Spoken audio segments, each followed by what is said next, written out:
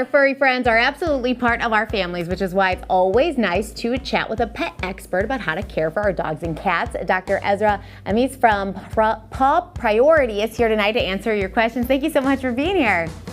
Good morning. Thank you so much for having me. So tell me a little bit about Paw Priority. Paw Priority is my practice, and we opened up this year.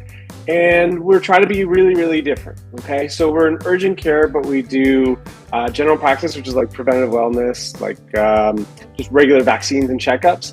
And we do acupuncture as well, too. So what I find really different about our hospital is we're absolutely independent. There's no corporation behind us, which leads us to different ways to give people medicine. So we are much more consistent with people. We try to be a lot closer with people, and we don't kind of push extra stuff on them. Okay, so how can pet parents manage preventative vet care? It's actually a great question. So like right now is the craziest time in veterinary because people now are treating their pets basically as closer parts of their family, maybe even better than they're treating their own kids, and oftentimes spending more money on their pets than they're spending on their kids. So the right way to do things has always been preventatively. You know, a lot of times historically in veterinary, we've always been reactionary. You only go to the vet when your pet is sick, and that's kind of the wrong way to do things because by that point, now you're in like a repair cycle trying to get back lost time. So the right way to do things in medicine in total is always to be preventative, to try and figure problems out before they happen or in the early stages, and to do as many holistic and positive things for them as possible to make sure they stay away from disease. In addition to that, you know, we talk about our own mental health a lot. Our pets' mental health needs to be taken care of. That's something that you guys kind of dig into, right? You bet. Oh my God, that's such a big part of practice because a lot of times people come in with these behavioral problems. Hey, my dog is barking all day long at work.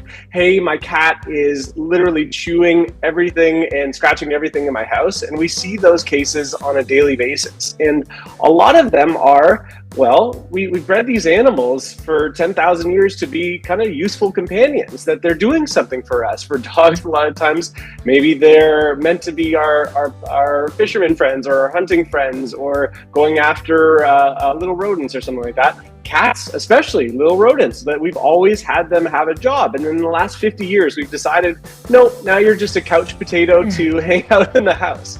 And so they're always looking for things to do. And oftentimes if we don't give them enough things to do, well, they'll find things to do and that gets them in trouble. So the number one thing that we can do for those guys absolutely is mental stimulation. We try and keep them occupied in positive ways. For dogs, that means taking them on super long walks or going running, and giving them jobs and giving them tasks. For cats, that means having maybe a cat tree and some scratching posts and positive ways to get out that energy. So it really is just a matter of reframing that energy into places that are positive. And what should we look for when we choose products for our pets to chew on or sleep on? Oh, it's an excellent question. I mean, the age-old adage is put quality between you and the ground. And it's especially true in veterinary. So for products and like furniture for pets, make sure they have a lot of great padding on them. Make sure they're made very well because a lot of times I'll see these guys because they'll chew up something and it'll be a problem later for vomiting or blockage or something like that. So make sure it's like a quality product that it shouldn't be ripped apart pretty easily. In terms of toys for dogs and cats to chew on, I'll start with dogs.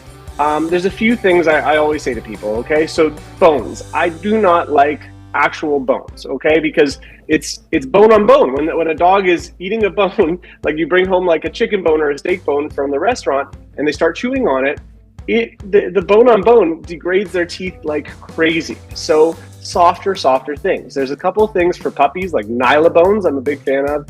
Yes, they can rip little parts off of it, but at very least, it's not going to damage their teeth over time, so I like those. And then I really like dental bones because obviously, like those are quite positive. They're not going to really ruin the teeth, but they're going to pull off some tartar.